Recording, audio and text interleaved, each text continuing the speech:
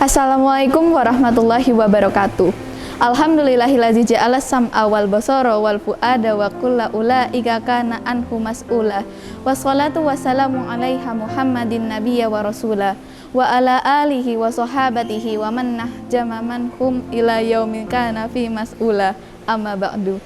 Jamaah yang dimuliakan oleh Allah Subhanahu wa taala, telinga adalah salah satu alat informasi dan pengetahuan bagi seseorang.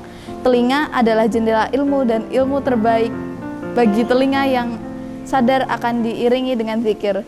Mendengar kebenaran menambah kemantapan pijakan hati di atas kebenaran, sedang mendengar kebatilan akan mewariskan dampak-dampak kebatilan ke dalam hati. Kedudukan telinga yang begitu tinggi di antara anggota tubuh dalam menerima sebuah informasi menjadikan dirinya disebut pertama kali dalam Al-Quran. Allah berkata, sesungguhnya pendengaran, penglihatan, dan hati semuanya itu akan dimintai pertanggungjawabannya. Quran Surat Al-Isra ayat 36. Di samping itu, dalam ayat ini secara tegas Allah akan meminta pertanggungjawaban telinga tentang apa yang ia dengar. Karena itu, tidak semua informasi pantas dan layak untuk didengar oleh seorang mukmin yang bertakwa, apalagi dalam kondisi ia sedang berpuasa. Seseorang yang berpuasa dididik untuk mampu menahan telinganya dari mendengar berbagai hal yang tidak diperbolehkan oleh syarak, karena tidak semua suara pantas untuk didengar. Jabir bin Abdillah berkata, jika kamu berpuasa, hendaknya berpuasa pula pendengaranmu, penglihatanmu, dan lisan dari dosa-dosa, tekan menyakiti tetangga. Kaum muslimin dan muslimat yang berbahagia, baik di bulan puasa atau di luar bulan puasa, kita dituntut mampu memaksimalkan anggota tubuh untuk beribadah kepada Allah. Pendengaran kita diisi dengan mendengarkan Al-Quran, tausiah, nasihat, dan perkataan yang baik. Karena ternyata kebanyakan orang menyiapkan pendengaran dalam hal-hal yang tidak benar. Mereka layaknya hewan karena tidak mampu memfungsikan pendengaran dengan baik. Allah Subhanahu wa taala berkalam, atau apakah kamu mengira bahwa kebanyakan mereka itu mendengar atau memahami? Mereka itu tidak lain hanyalah binatang ternak, bahkan mereka lebih sesat di jalannya.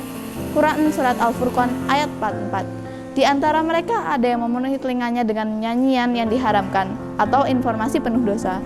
Ia menutupi telinganya dari mendengar Al-Quran, sunnah Nabi, atau tausiah kebenaran.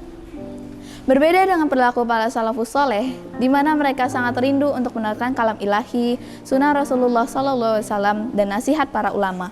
Tidak sedikit mereka yang menangis karena terbawa dengan apa yang mereka dengar. Karena Allah memuji orang-orang yang mampu menggunakan telinganya untuk mendengar kebaikan.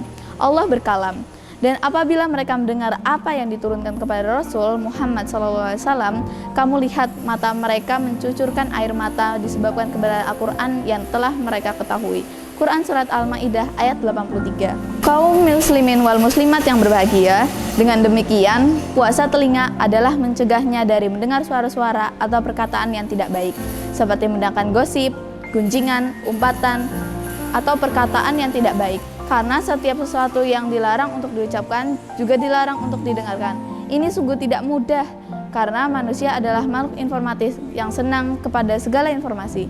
Kalau tidak sadar dan berhati-hati, kita akan lebih senang mendengarkan informasi yang berbau fitnah, gunjingan, gibah, dan sejenisnya. Di samping itu, alat informasi terus berkembang, dan pasti setan memasang perangkapnya lewat sarana-sarana semacam itu. Padahal mendengarnya perkataan batil kedudukannya sama dengan orang yang memakan harta secara batil. Keduanya sama keharamannya. Dalam Al-Quran, Allah Subhanahu wa taala berkalam, mereka gemar mendengar kebohongan dan memakan yang tiada halal. Quran Surat Al-Ma'idah ayat 42. Oleh karena itu, untuk menjaga telinga dari suara yang tidak dibenarkan oleh syarak adalah dengan menghindarkan diri dari tempat yang penuh kemungkaran dan selektif ketika membuka channel atau memilih acara TV atau radio. Karena salah satu karakter orang mukmin sebagaimana yang Allah jelaskan adalah, dan apabila mereka mendengar perkataan yang tidak bermanfaat, mereka berpaling daripadanya dan mereka berkata, bagi kami amal-amal kami dan bagimu amal-amalmu, kesejahteraan atas dirimu, kami tidak ingin bergaul dengan orang-orang jahil. Quran Surat Al-Qasas ayat 55. Apabila kita tidak mau berpaling pada hukum, kita sama dengan mereka, yakni dianggap melakukan kemaksiatan tersebut.